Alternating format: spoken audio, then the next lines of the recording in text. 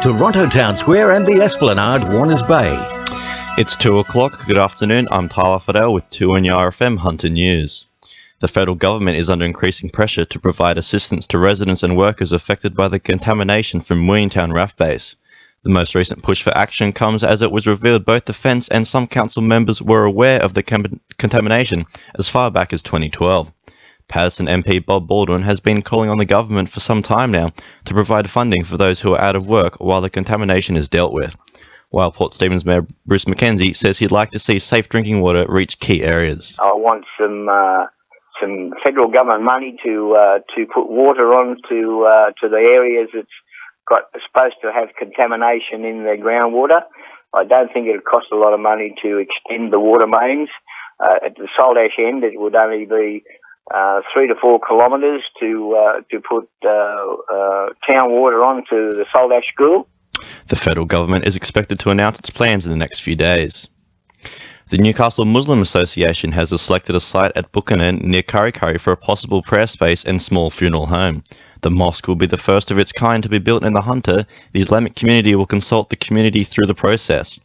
Newcastle Muslim Association spokeswoman Diana Ra says they hope the introduction of the mosque will encourage dialogue between all faiths. The Newcastle Muslim Association has been really active in lots of community events and cultural awareness programs. We are eager to take part in interfaith dialogues and any activities that will bring about social unity in our community.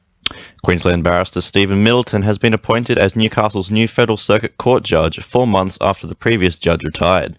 Mr. Middleton will bring our 8 years of experience of family law and child protection with him when he starts his new job at the Newcastle Registry next month.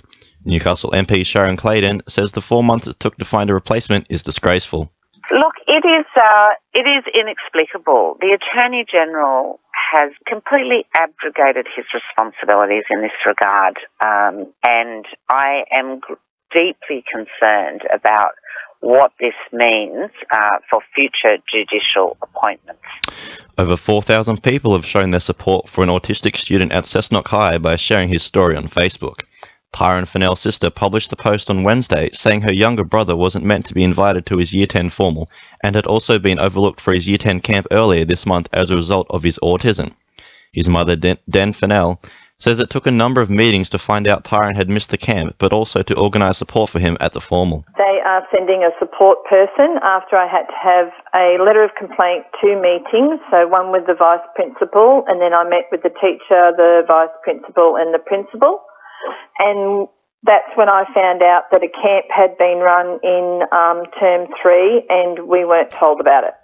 The Department of Education says the school will be providing appropriate support for Tyrone at the formal and will be reviewing its communication process. A petition signed by more than 500 people which calls for improved public transport and rail access in the Maitland area is expected to be tabled in State Parliament. The petition has come after significant population growth in the communities around the Maitland area, with no train station to service these areas. Maitland MP Jenny Atchison says roads around the Hunter may become congested if public transport isn't developed around the Maitland area. But we're facing increasing congestion. So, our community grows by 5 new people every day. So 5 additional people have to get transport.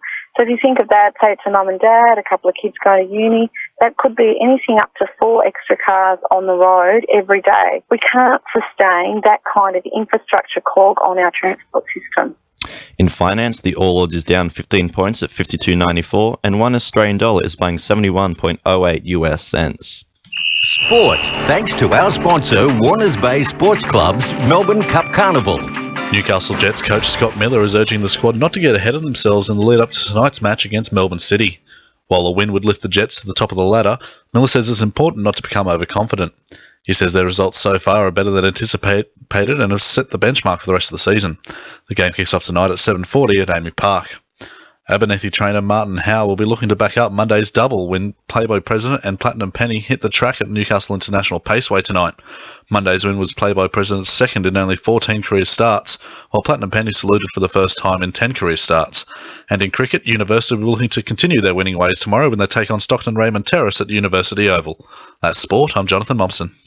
2 on your RFM News Time is 2:05.